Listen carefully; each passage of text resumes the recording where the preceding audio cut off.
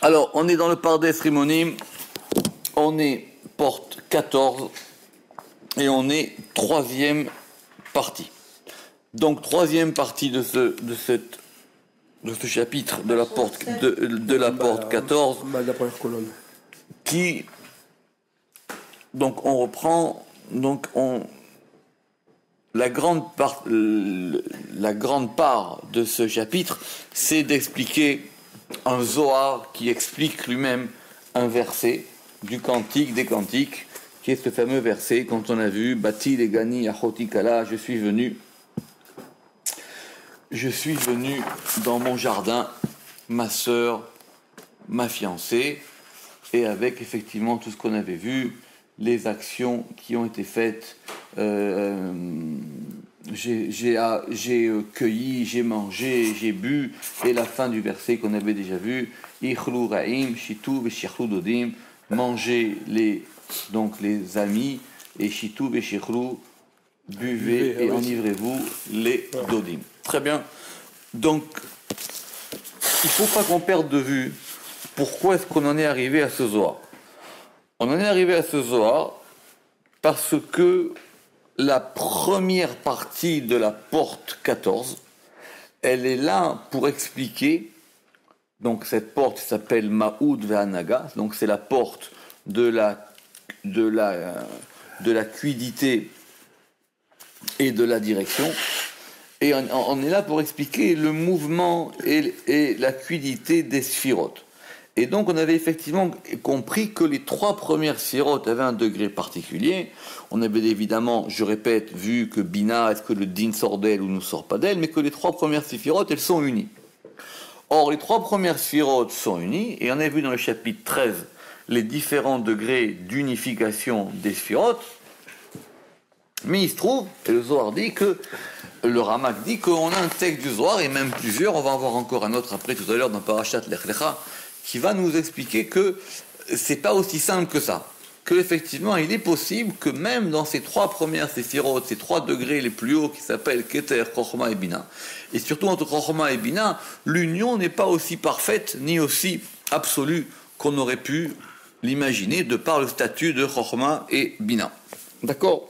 Donc je répète, dans le chapitre 13, on avait dit, mais de toutes les manières, le Ramak lui a dit que de toutes les manières, bon, quand on parle d'unification des sphirotes, il y a trois manières de voir les choses, il y a trois degrés, donc il y a une première manière dans le fait où les sphirotes, elles sont de toutes les manières unies entre elles dès le moment où elles sont émanées, donc ça c'est une unification, on va dire, de nature.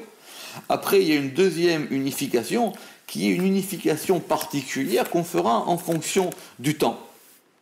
Et que, par exemple, des fois, on aura besoin de faire venir sur le monde de la richesse, du din, de la miséricorde, de la récompense, etc., etc. Donc c'est une deuxième manière d'unir ces séphirotes-là. Et il y a un troisième degré de yichud, qui est le yichud de l'unification particulière, qui est l'unification de unir Tiferet avec Malchut. Et Tiferet, évidemment, indiquant les 6 séphirotes inférieures. Donc, c'est l'unification de ce qu'on va appeler dans le langage du Harizal, Zun, c'est le Yichud Zun. C'est-à-dire l'unification de Zeir Anpin, du petit visage avec Nukva. Très bien, je répète, le Ramak a dit, alors si c'est comme ça, c'est très bien, mais il y a un texte du Zohar qui nous pose un problème, parce que dans ce fameux verset qu'on a vu, le Zohar laisse sous-entendre que l'unification d'en haut, elle n'est pas parfaite, d'accord? Alors, vous vous rappelez qu'on avait dit, mais si c'est comme ça, pourquoi est-ce qu'on n'avait pas déjà traité ça par rapport au troisième degré de Yichud ou par rapport au second degré? Et le Ramak avait déjà rejeté ces objections en disant que ici c'est plus complexe parce qu'ici on va parler même du fait que les deux séphirotes en haut, Chochma et Bina, elles puissent ne pas être unies. Très bien. Donc c'est effectivement quelque chose de plus. Puisqu'effectivement, on remet en cause... On avait dit, je ne sais plus où, là, que c'était un zivoug complètement stable, théoriquement. Oui, mais c'est un zivoug stable qui justement, la difficulté du Zohar, c'est que si ce Zivug est stable, pourquoi est-ce qu'on a appelé Reim alors qu'on aurait dû appeler Dodim, etc.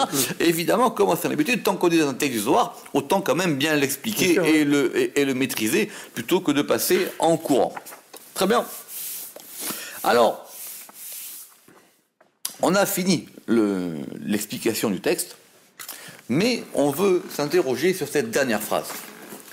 Et la dernière phrase, elle disait que, donc, on avait établi que Re'im, c'était en haut, que Dodim, c'était en bas. Pourquoi en haut, il fallait de la nourriture, de la achila, et qu'en bas, il fallait de la shtia, et pas l'inverse. Et pourquoi ceux qui sont en haut s'appellent, etc., Dodim. Et on avait dit parce qu'en haut, effectivement, ils sont ensemble, de façon plutôt permanente, et en bas, ils ne le sont pas toujours. Très bien. Et la dernière phrase dit Veda ou shlimuta dekula. Et cela est la perfection de tout. Begin de tidbarcha keneset Israël, afin que soit béni l'assemblée d'Israël, urden et ainsi chedvata, la joie, bekul awalmin, dans tous les mondes. Très bien. Donc, on s'était arrêté là pour expliquer cette dernière phrase-là. Et donc, qu'est-ce que ça veut dire maintenant que on a une perfection de tout? C'est-à-dire, comment est-ce que le fait qu'il y a une union qui peut se faire de façon sporadique et une qui se fait de façon perpétuelle, ça s'appelle la perfection de tout. Normalement, c'est quand tout marche. C'est-à-dire, c'est quoi cette histoire qu'il y a des unions qui marchent et des unions qui ne marchent pas, et que ça va former une perfection. Pirouche. Ukshalo shebatechila pasuk bati legani. Donc, le Ramak dit, on va essayer de voir ça d'une autre manière. Oyir seloma. Veda ushtimuta dikula, et quand on a le Zohar, il a dit Veda ushtimuta dikula, cela est la perfection de tout. Pirouche, c'est-à-dire. Ukshalo, il a une objection par rapport au début du verset, chez Betrilat Apasuk. Ukshalo, chez Betrilat Apasuk. Ukshalo, chez Betrilat Apasuk. D'accord? Le début du verset, il dit quoi? Il dit Bati legani, je suis venu dans mon jardin. Dehaïnou, c'est-à-dire quoi? Divrei Hatan, c'est un fiancé qui parle. Divrei Hatan, les kalato, qui parle à sa fiancée. Donc il lui dit, je suis venu, Bati legani, je suis venu dans mon jardin, Achoti Kala, ma sœur, ma fiancée. D'accord? Très bien. Et Al-Yiroud, après, c'est... Al-Yiroud, c'est-à-dire c'est un fiancé qui parle à sa fiancée en vue de l'unification, parce qu'ils veulent être ensemble. D'accord. D'accord? Donc, c'est ça le ton du verset. Veimken, et si c'est comme ça, Echamar, Achlou Re'im, She'em Chochma Vebina. Comment est-ce qu'il va dire manger les Re'im, manger les amis, qui sont Chochma et Bina? She'en La'em Yehas Klal Lazé, qui n'ont aucun rapport avec ça. C'est-à-dire, si on dit que ce verset, il parle de l'unification du fiancé avec la fiancée, c'est-à-dire de Tiferet avec Malchut, donc au début on comprend, il cueille, il mange, il boit, et à la fin on comprend même quand il va dire Shituv et Shechudodim, qu'est-ce que vient faire dans cette affaire maintenant Chorma et Bina? En quoi est-ce que l'unification, le couple Tiferet-Malchut, il a besoin d'un autre degré qui va s'appeler le couple Chorma-Bina? C'est ça la question qu'il a. La Ve'amar, c'est pour ça qu'il a dit Veda shlimuta dekula. C'est pour ça qu'il a dit, et cela est la perfection de tout.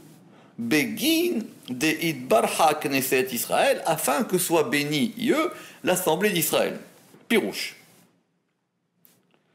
Qui efshar ayichud el ha'elyonim, parce que l'unification des supérieurs, qui sont Shehem, qui sont Chochma et Bina, elle est impossible imlo beyichud atartonim, s'il n'y a pas d'unification dans les inférieurs qui sont Tiferet et Malchut. Il ne peut pas y avoir d'union en haut s'il n'y a pas d'union en bas. Rappelez-vous ce qu'on a dit, que c'est bizarre, mais c'est une idée forte. Rappelez-vous ce qu'on a dit, que Dieu ne peut pas rentrer dans la Jérusalem d'en haut tant que nous, on ne rentre pas dans la Jérusalem d'en bas. Le haut dépend du bas. pour que Chochma et Bina ils s'unissent, il faut qu'il y ait une union de Tiferet et Malchut. C'est ça, c'est pour ça que le verset il dit maintenant Ichlu Raim. C'est-à-dire, il est gagné, il vient le fiancé, il parle à sa fiancée, il dit j'ai fait ci, j'ai fait ça, j'ai fait ça, donc ça veut dire qu'il va organiser, allez, on va dire les préparatifs du mariage. Parce que c'est ça en gros. Donc il organise le festin du mariage. Donc il cueille, il met des éléments ensemble, il mange, il boit, il organise tout cet élément-là. Et maintenant il dit, ah ben maintenant vous qui êtes en haut, vous allez manger. Alors, on n'est pas tant surpris que Tiferet et Malchut soient liés aux séphirotes d'en haut. Ça, c'est normal. Mais on est surpris que l'union, et c'est ça le problème ici, et qu'on parle de l'unité, que l'union d'en haut dépend de l'union d'en bas. Donc, en gros, ça veut dire que c'est l'union qui se fait en bas qui déclenche l'union en haut. Rappelez-vous, c'est notre question sur Batekva et Batebraï. D'accord, c'est cette histoire-là. Alors que, rappelez-vous que nous, on vient, depuis le chapitre 13 et le chapitre 12, une partie, d'expliquer que les 3 premières sphirotes d'en haut, c'était une unité parfaite. Je dis, c'est pas exactement comme ça. Alors, donc c'est ça qu'on veut dire. Urden chedvata bekulu almin. Et ainsi, il y a la joie dans tous les mondes. Urden chedvata bekulu almin. Écoutez bien ce qu'il va dire. Pirouche. Qui a filou à malachim, même les anges, Asher les matam et atzilut, qui sont en dessous du degré de la atzilut, Yesh lahem beze toelet, ils vont avoir une utilité ou un profit dans cette chose-là. Toelet rav, une grande utilité. Chez mityardim, parce qu'ils vont s'unir. Ou mekablin, et ils vont recevoir les uns des autres. Sheyesh, car il y a des anges masculins, Sheyesh malachim zecharim, qui sont les malaché shalom, mitzad azachar du côté du masculin, et il y a des malaché tzedaka, et il y a des malaché tzedaka, des anges de tzedek, de justice, Mitzad Nekeva, du côté féminin. Donc, d'accord. Donc effectivement, donc on a Tzedaka et on a Shalom. Vekacher Tzedek Veshalom Mityardim. Et quand le Tzedek et le Shalom Mityardim ils s'unissent, qui est l'union de Tiferet et Malchut. C'est plus compliqué que ça en fait, parce que Shalom c'est pas vraiment Malchut. Shalom c'est plutôt Enfin, Shalom, c'est pas vraiment Tiferet, Shalom, c'est plutôt Yesod. Mais en tout cas, en fin de compte, c'est plus Tiferet, Yesod. Et vous avez peut-être noté, mais le Ramak, il est passé de Tzedaka à Tzedek. Or, dans Sha'ar Kinouim, il fera une différence claire entre les deux termes, parce que c'est pas pareil. Tzedek et Tzedaka, parce que vous savez que Tzedek en hébreu c'est masculin et Tzedaka c'est féminin. Évidemment, il y a un ré en plus, et le hé, ça change quand même beaucoup de choses. Surtout. Celui en bas, celui-là. Non, ce sont deux aspects de la malchoute. Ce sont deux aspects de la malchoute. Un qui va s'appeler Tzedek quand elle n'est pas arrangée, et un qui s'appelle Tzedaka quand elle est arrangée, donc elle reçoit un et en plus, et donc du coup cette justice devient une justice féminine, et du coup c'est une justice beaucoup plus clémente, alors que le Tzedek, il y a plus de din dans le Tzedek. D'accord. Alors avec Asher, et donc maintenant quand le Tzedek et le Shalom Mityardim, Shu Yichut Tiferet ou Malchut Mityardim Amelachim Haele vont s'unir ces anges Besod dans le mystère Zecharim Venekevot, masculin et féminin. D'accord. Donc ça veut dire que non seulement donc du zivou d'en bas dépend du zivou d'en haut. Et si c'est pour Chochma et Bina, même les anges qui sont d'un degré inférieur, parce que les anges ils sont encore plus bas que Hatzilut, donc même les anges aussi, tant qu'en bas c'est pas uni, eux non plus ne peuvent pas s'unir. D'accord. Bien qu'on avait vu, c'est compliqué que dans le Zohar, que chaque fois qu'on avait vu que dans... Comment on a vu ça? Dans Mamar et Chalot, là-bas, dans Parashat Pikoudé, que s'il y avait une guerre en bas, c'est qu'il y avait forcément aussi une guerre en haut. Vous vous rappelez de cette histoire? Que peut-être c'est celle d'en haut, qui déclenche la guerre d'en bas. Et ainsi, il est expliqué dans les Tikkunim en de nombreux endroits. Alken, Pirouch Amamar, Donc voilà, nous avons terminé l'explication de notre texte. Donc ça veut dire que il y a une unification d'en haut. Donc en haut, c'est pas toujours uni, qui dépend de l'unification d'en bas. Venim salomdin. Et donc, et nous apprenons qui kacher en avon gorem, que quand la faute n'entraîne pas, c'est-à-dire que quand il n'y a pas de répercussion de la faute, veshalom baaretz, et qu'il y a la paix sur terre, ve'amigdash yiyal mechono, et que le temple y soit établi comme il se doit, az em meyuchadim chochma et bina, alors chochma et bina sont unifiés. Velo mitparshin damida le almin, et ils ne se séparent pas l'un de l'autre pour toujours. Ou les olam yahudam, et pour toujours leur unification, et les kemaer ish imlivia, c'est inversé comme l'union d'un homme avec sa compagne. Shelo meachar shea malchut, parce que puisque la malchut mit naeget, elle va se délecter al rov shalom de ce surplus, de cette grande paix, imeyot she'ena mizdaveget imbala, bien qu'elle ne s'unit avec son époux, elle a bismanim yiduim que à des moments précis qu'aimer voir les haïl. Donc ça veut dire que en haut, il peut y avoir une unification parfaite et totale, mais elle dépend d'en bas. Mais en bas, même quand on est dans la meilleure des configurations, ça veut dire que le monde est en paix, que le Beth Amikdash il est là, que tout se fait, l'unification d'en bas, elle n'est pas non plus aussi parfaite que celle d'en haut, parce que celle d'en bas, quoi qu'il arrive, elle est sporadique. Elle va dépendre de, comme il a dit, de Zmanim Yedoim. Aval. Ba'avonot, même, alors, mais quand il y a des fautes, Kacher bisman la comme par exemple au temps de la destruction du temple.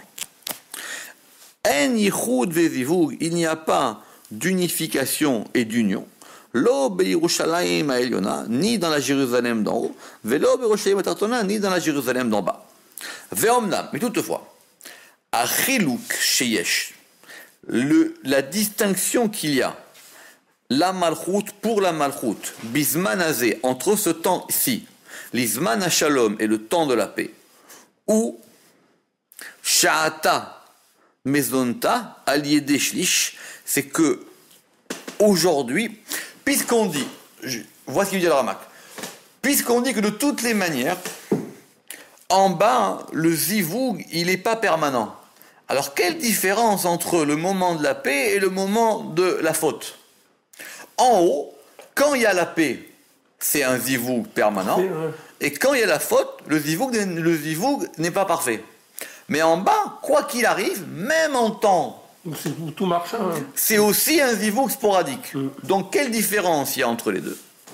Il dit simplement que quand ça marche mal, en bas, alors, Omnam achidush yesh la malchut bezman hazeh lezman hashalom u sha'ata mezonta al yedei shlish. C'est que maintenant, l'union ou la nourriture de la malchut, elle se fait par un shlish. Un shlish, c'est un tiers. Elle est dans sa maison à elle. Mais ça fait qu'être les dvarim ktanim, et elle s'occupe avec des petites choses. Ve'ena mais ça fait qu'être les gdolim, et elle ne peut pas s'occuper des grandes choses. C'est-à-dire que la malchut, elle ne peut pas vaquer à ce qu'elle devrait faire. Mais quand il y aura le moment ou l'heure de la paix, elle va s'unir avec son mari, dans une maison qui sera propre à eux deux. Donc ça veut dire qu'ils vont refaire maintenant, ils vont habiter ensemble.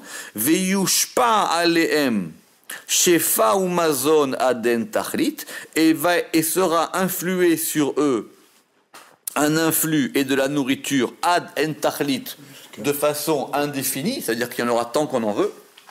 Vetiye be'oulad baal, et elle sera comme une femme mariée qui vit avec son mari.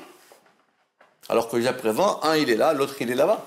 Vetiye be'oulad baal, be'aliyato shel baal ola imo. Donc dans la aliyato, dans la montée de son baal, Olaïmo, elle monte avec lui, ça veut dire que quand Tiferet monte, elle monte aussi. Ve'ena yoredet, et elle ne descend pas. Ça veut dire que même, donc la différence, c'est qu'en temps de paix, le zivoug n'est pas permanent, mais ils habitent ensemble. Quand ils montent, l'autre il monte. Quand ils descendent, l'autre il descend. Ils sont tout le temps ensemble. Leur union n'est pas permanente. Ils ont des hauts et des bas. Ils ont des hauts et des bas. Ils se réunissent pas tout le temps ensemble, mais ils sont liés. Alors qu'au moment de la faute, eh ben, un il est chez elle est chez elle, lui il est chez lui. Quand lui il monte, elle, ça se trouve, elle est même pas au courant. Et quand lui il monte, il n'arrive pas à la faire monter avec elle. C'est ça le problème.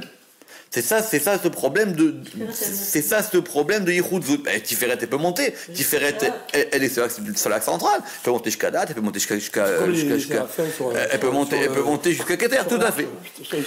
Vetasfik or. Et donc maintenant, ils vont être ensemble. Quand lui il monte, elle monte. Et elle descend pas. Vetaspik or veshefa lakdolim velaktanim. Et elle va les safek, et elle va distribuer hors de la lumière, veshefa et de l'influx, l'akdolim vektanim pour les grands et pour les petits. Ve'enze inyan azivug. Et cela n'est pas le sujet du zivug. Alors le zivug, c'est l'union. Qui a zivug ou a yichud, parce que l'union, c'est l'unification. Alors c'est compliqué parce que le zivug, littéralement, c'est qu'ils sont ensemble, c'est l'acte d'être ensemble. Le yichud, c'est le fait d'être unis, qui me'arish veliviato, léolid bédomé, pour pouvoir qu'ils puissent maintenant engendrer, bédomé, neshamot hadashot, pour qu'ils puissent engendrer de façon similaire des nouvelles âmes. Veze afilu acharkar, et cela sera même après. Et bien qu'on dise qu'à la fin des temps, la lumière de la lune sera comme la lumière du soleil,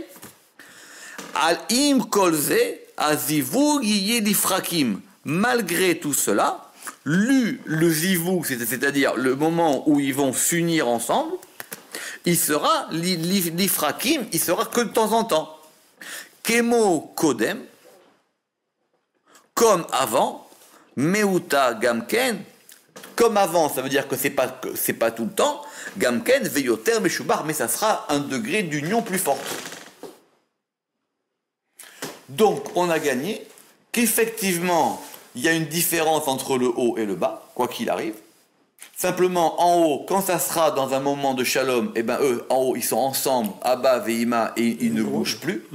Alors qu'en bas, même quand c'est dans un moment de shalom, ça change parce qu'ils habitent ensemble. Ça change parce que maintenant, quand lui il monte, elle monte, etc. Donc ils sont sur le même axe, puisque Tiferet, puisque Malchut maintenant elle est arrivée au degré de Tiferet, mais ils ne sont pas forcément ensemble tout le temps.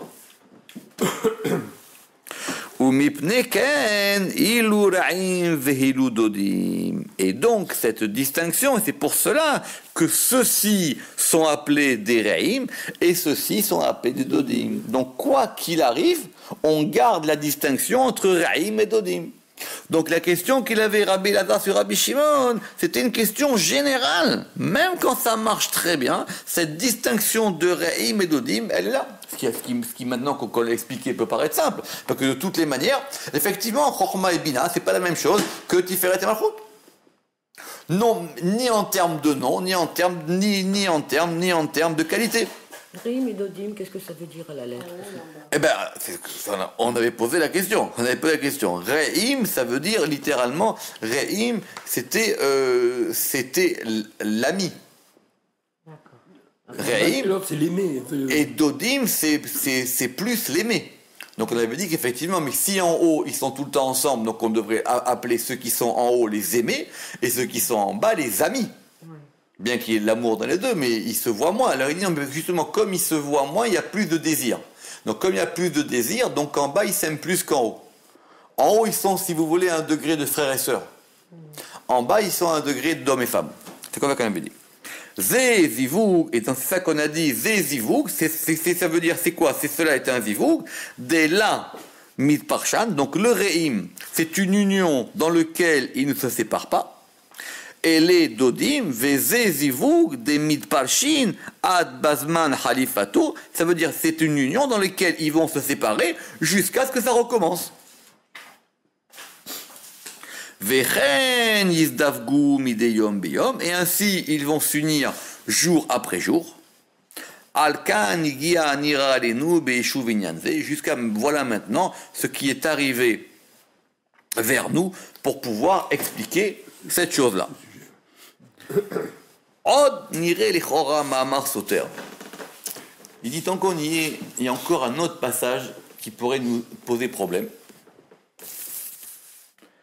et qui se trouve dans la parashat Lech Lecha dans le Zohar. C'est deux lignes. Voilà qu'est-ce qui a marqué. Alors, le Ramak ici, il va nous donner une leçon de lecture du Zohar et de lecture précise du Zohar. Taninan, on a enseigné. Kad. Donc, kad, littéralement, ça veut dire quand. Kad. Mitrabran vont. Alors, mitrabran, ça veut dire se lier. Les itraber. Quand vont se lier. Yud, le yud dans le hé. Keden, ainsi. Ktiv, il est écrit. Vena'ar yotse meheden le'ashkot et agan. Et un fleuve va sortir du Éden pour abreuver le jardin. Vela tema, et ne dit pas kad mitrabrin, quand ils sont liés. Et là, mitrabrin vadai, mais ils sont liés assurément. Adkan leshono. Deux lignes. On relit parce qu'on n'a pas compris le problème. On a dit, Taninan, on a enseigné. Kad mitrabran, quand vont se lier le yud avec le he. Donc le yud c'est Rorma. Avec la lettre, non? Le he, Behe, mais on écrit le he avec un aleph. Le yud avec le he, avec Bina. Alors il est écrit, et un fleuve sort du Éden pour abreuver le jardin. D'accord? Donc, il faut être pointilleux. Si on dit kad mitrabran, quand ils se lient, ça veut dire qu'ils ne sont pas toujours liés. Ouais. D'accord? Vela tema, et ne dit pas quand ils se lient. Ce qui voudrait donc dire qu'ils puissent ne pas se lier. Et là, mitrabrin vadai, mais il se lie vraiment. D'accord? Lechaora, velichora, et a priori, nir'e, il semble, de la shayach beou le mimar, que c'était pas nécessaire de dire kad mitrabran, quand ils se lient. Des mitrazé del prakim ithabran, parce qu'il semblerait donc qu'il y a des moments où il se lie, ve idzmanim she'enam mechubarot ou meyuchadot, et il y a des moments où ils ne sont pas liés et unis. C'est ça qu'on apprend de kad mitrabran, quand il se lie. Donc si on dit quand il se lie, je dirais ça veut dire qu'ils ne sont pas. Tout à fait. Ce qui donc nous reposerait notre problème de l'unification de Chochma et Bina. Très bien. La Zéhamar, et c'est pour ça qu'il a dit, mitrabrin vadai. Il s'unit vadai assurément. Deainu, c'est-à-dire, del'ela mithabrin tagvayu. Ça veut dire qu'en haut, ils s'unissent tarvayu les deux. Vela mitparshin damida le almin, et ils ne se séparent pas l'un de l'autre pour toujours. Im kolze, il dit très bien, malgré tout cela, keshe yeuyan, quand tu vas approfondir betov ashkafa, avec une vision, avec une bonne vision, yimatse shiush ish shlomenu, tu vas trouver que ce Zohar n'est pas une contradiction, mais c'est-à-dire c'est l'homme qui apporte la paix. Ça veut dire ce qui pourrait apparaître comme une objection est en fin de compte plutôt une consolidation. Biprat, en particulier, avec ce que nous avons introduit dans le chapitre, dans le Mahamar, pas dans le chapitre, mais c'est-à-dire dans l'explication précédente.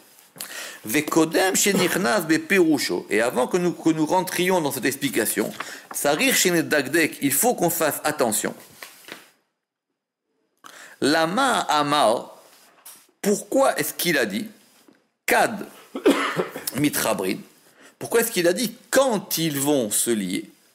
Les Sheutzrach Lomar, et qu'après il dit mais ne dis pas que. Ça contredit. Il dit quand ils vont s'unir, alors à ce moment-là, le Nahar il sort de Éden et il va donner il va abreuver le jardin.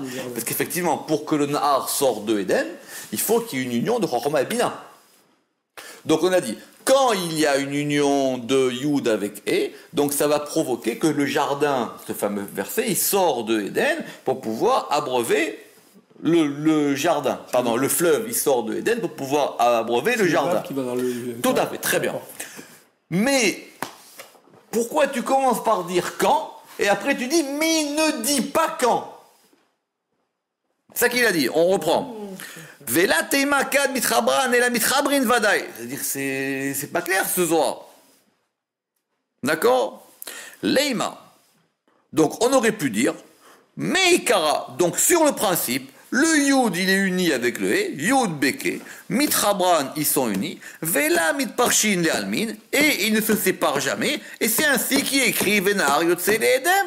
Et il y a un fleuve qui sort de Éden. Velama ikem les shono. Pourquoi est-ce qu'il a torturé sa langue? Pourquoi est-ce que ce langage est tortueux? D'accord? Pourquoi ce soir, pourquoi il se fait des nœuds comme ça? D'accord? Ve'ainyan ou. Il dit le principe est le suivant. Alors là, on va reprendre des choses qui nous semblaient être connues. Ve'ainyan ou. Kian na'ar. Que ce fameux fleuve, Efshar Lomar, on peut dire que le fleuve, il correspond soit à Tiferet, soit à Bina.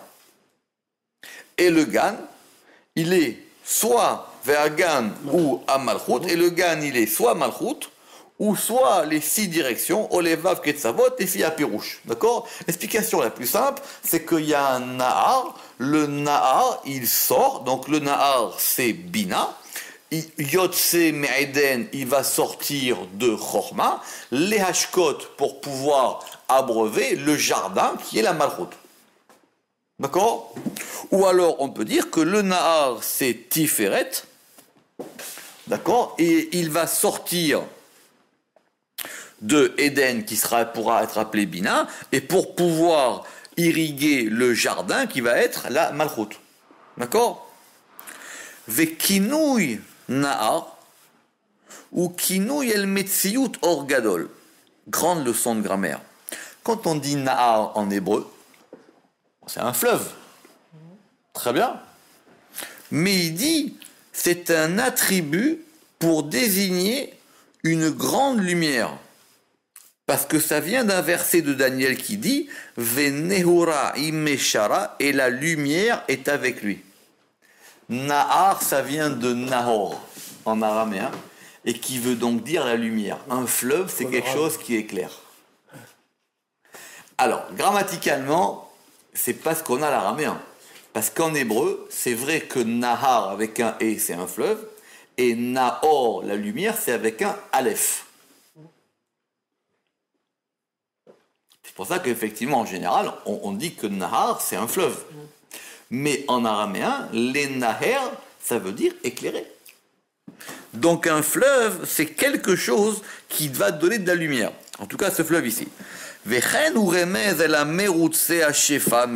donc ainsi, c'est une allusion. El Merutsat Hashefa. Merutsat, ça veut dire, c'est comme la course, c'est le galop, c'est la profusion de l'influx, à Meir qui va éclairer, qu'est Inyan Anar, comme le fleuve, chez Eno Posek le Olam Vaed, comme un fleuve d'eau vive qui ne s'arrête jamais. Veata Amar. Et maintenant, on va comprendre. Et c'est pour ça qu'il a dit. Kad mitrabran yud. Quand va se lier le yud, c'est-à-dire chorma, avec le he, c'est-à-dire bina, dehainu bina. Az, allié des yechudam, alors maintenant, par leur union, yit ale à Tiferet, va monter Tiferet, chez Yikare, qui va s'appeler Nahar Yotse Me'eden, un fleuve qui sort de Éden, c'est-à-dire de Bina. Donc quand on a une liaison du Yud avec le He, Tiferet, qui est le Nahar, il monte et il sort de Bina. Chez Az, Shif'o, parce que maintenant son influx, Meir, il est clair, ou Mitrabbe, et il s'agrandit, Venishpa, et il est influé, El la Malchut, vers la Malchut. Ou alors, Az, alors, alliés des Yehudam par leur union, c'est-à-dire du Yud et du He, Tit ale à Bina, la Bina, elle va monter, Achetikare Nahar, jusqu'à ce qu'elle s'appelle elle-même Nahar, Yotse qui va sortir de Chorma qui s'appelle le Éden, Veishke et Agan, et elle va abreuver le jardin, et eux, ils sont les Shevet Shemea Binyan, les 7 jours de la création, c'est-à-dire les 7 séphirotes d'en bas. D'accord? Ça dépend comment on voit les choses, soit c'est Tiferet qui monte, soit c'est Bina. Donc le Nahar, on a dit, soit le Nahar, il est Tiferet, soit le Nahar, il est Bina. Alors, donc ça, ok, très bien. J'ai compris pourquoi le début du truc. Donc ça veut dire quand. Donc quand effectivement, quand il y a cette union, eh ben ça va provoquer ce fameux verset qui s'appelle Nahar Yotse Me'eden. Ve'amar. Alors maintenant on a dit Vela Teima. Alors pourquoi on a dit mais Vela Teima et ne dit pas. Les filles. Shelo nit'e lomar, afin que nous ne nous trompions pas à dire, chez Yichud Chochma ve'abina, que l'union de Chochma et Bina, ou que Yichud Tiferet ve'amalchut, c'est comme l'union de Tiferet et de Malchut, chez En mitparshan achar Yichudan, parce que eux ils se séparent après leur union. Donc, première explication, quand on dit Vela Teima et ne dit pas Kad Mitrabran, et ne dit pas Kad Mitrabran, c'est-à-dire ne pense pas que cette union du Yud et du He, c'est comme l'union du Vav et du He. C'est pas la même. On t'a dit Kad pour te dire qu'effectivement ça peut arriver. Mais même après le Yichud, ils restent ensemble. Même après, le Zivug, ils restent ensemble. Alors qu'en bas, après le Zivug, ils peuvent se séparer.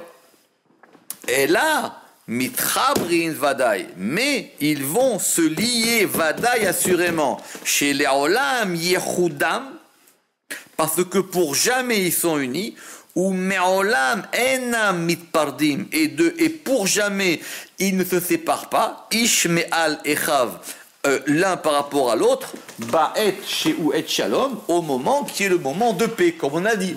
Que si c'est un moment de faute, c'est évidemment différent.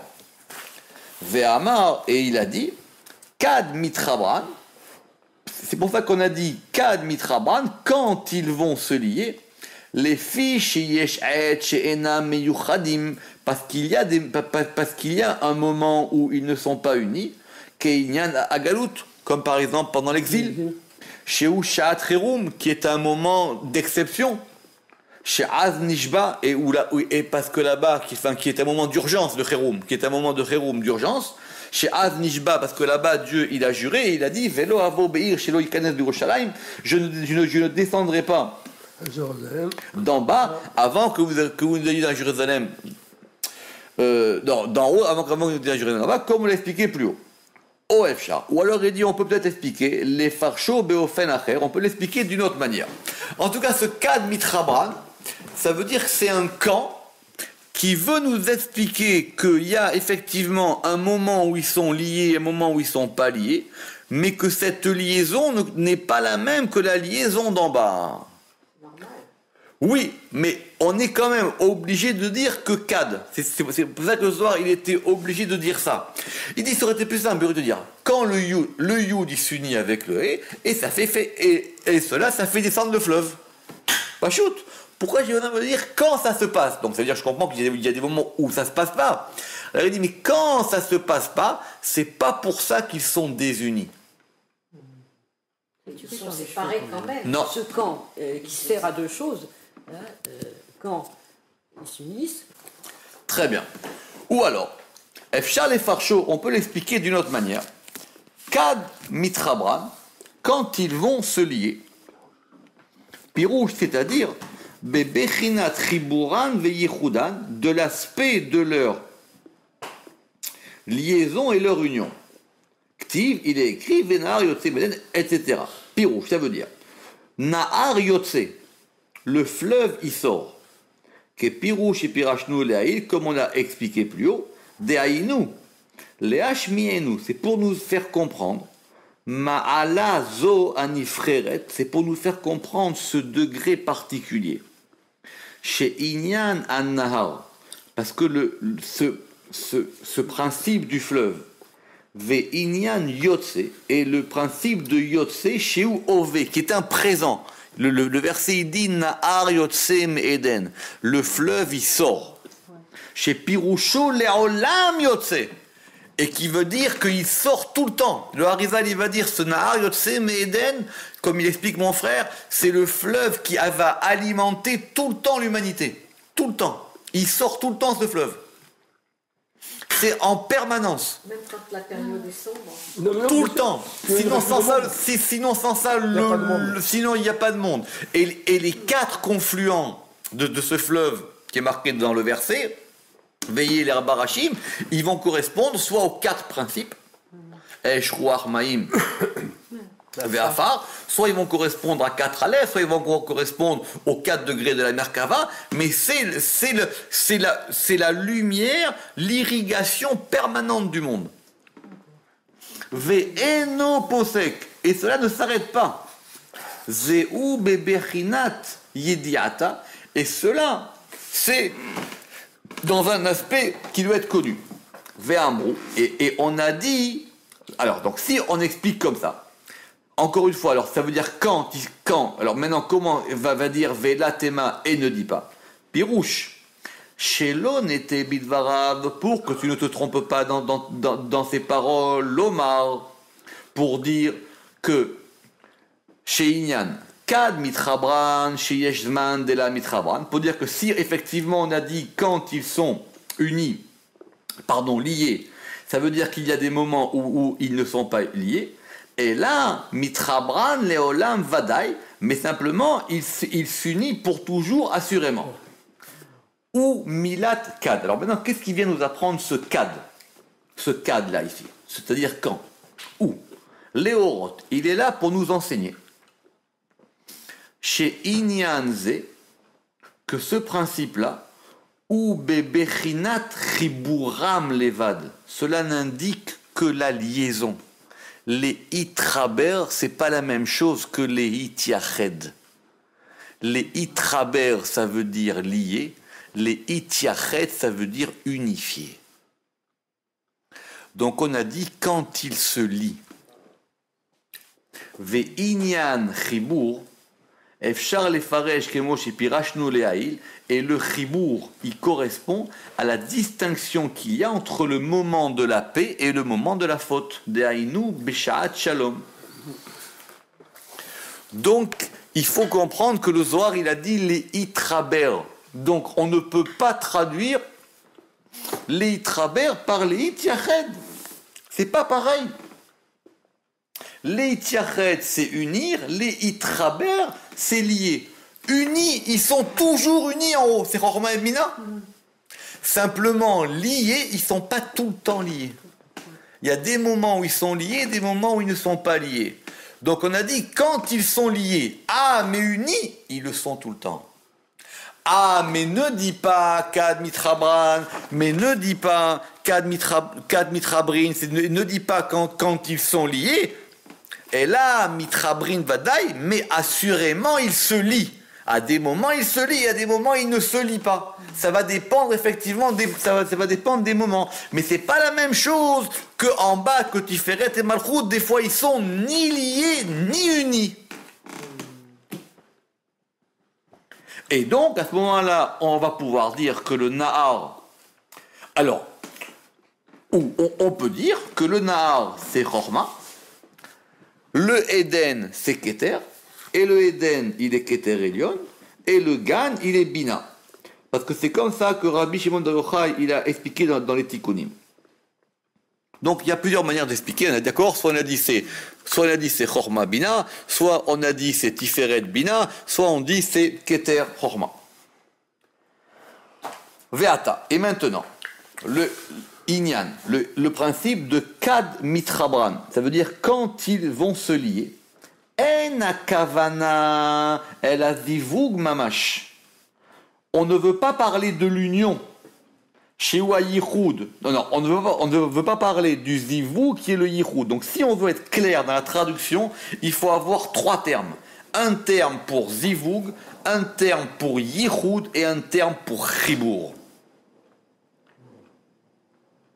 Et le yichud à Gimel chez Pirashnu Beperakodem, l'unification des trois premières séphirotes qu'on a expliqué dans le chapitre précédent, ça bouge jamais. Chez Imken, parce que si c'était comme ça, avec les Lomar, le texte aurait dû dire Kad Misdavgin, quand ils vont s'unir. Et encore, c'est pas précis, parce qu'il faut avoir donc trois termes. Justement, notez que dans le glossaire, on doit avoir trois termes. On doit avoir les Isdaveg, les Tiached et les Traber. Très bien. Unis, liés et... Non, alors, les Traber, c'est facile, c'est un chibour, c'est comme on a vu dans le Zohar d'hier, c'est faire un lien, c'est lié. Les Itiached, c'est unité. Okay. Et les Isdaveg, ça voudrait dire s'accoupler. Mais il faut trouver mieux que ça. D'accord? Parce qu'il n'y a pas de... C'est vrai que... il n'y a pas de notion de couple, mais les Isdaveg, c'est... Et là, à Kavana, mais donc maintenant, on ne parle pas, et le Rama qui retombe sur ses pieds, et donc on ne parle pas du premier type d'unification, qui est l'unification permanente des sphirotes. Et là, Kavana, à la Yichud Hasheni, mais on veut parler du deuxième type d'unification, chez où à Bechina, c'est-à-dire l'aspect dans lequel, chez Gimel, Hashuvot, Keechad, que les trois sont considérés comme une.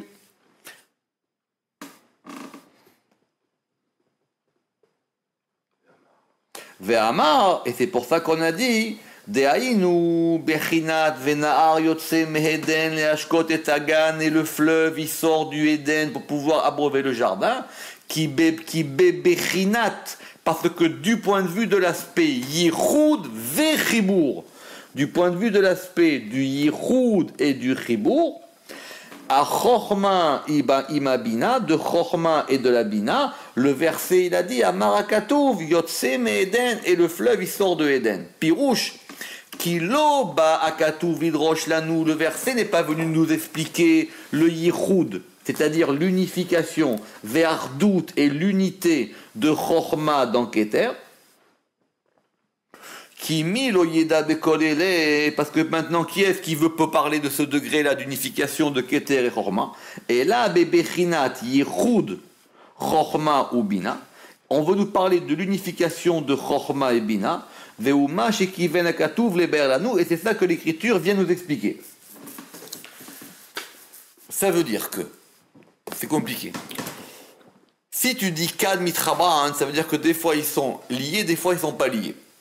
Il dit simplement, le problème c'est que des fois il y a marqué dans le Zohar que ce Nahar Yotse Me'eden, c'est Keter et Chochma. Si tu me dis que c'est Chochma et Bina, je comprends. Des fois ils sont unis, ils sont toujours unis. Maintenant des fois ils sont liés, des fois ils sont pas liés. Mais Keter et Chochma, va savoir maintenant s'il y a un degré où ils sont unis et liés ou qui sont liés et pas unis. Trop compliqué. C'est ça qu'il dit. Ou mipne chez Bemilat Kad.